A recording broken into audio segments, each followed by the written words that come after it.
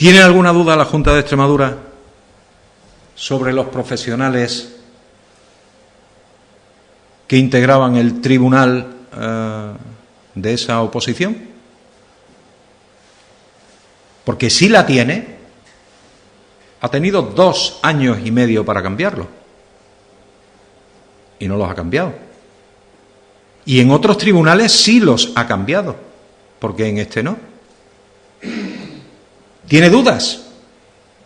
¿Tienen alguna prueba? Que la pongan encima de la mesa. Es más, que no la pongan encima de la mesa de ningún lado, que se vayan a un juzgado y presenten una denuncia. Porque mientras tanto, todo lo demás es emponzoñar,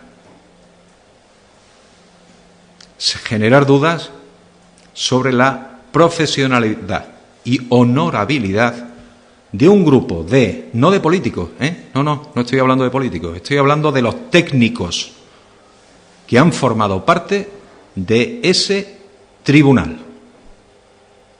que es verdad que se nombró hace casi 3 años, pero hace 2 años y medio que está gobernando aquí el Partido Popular y se ha preocupado muy mucho de cambiar algunos tribunales. Este no.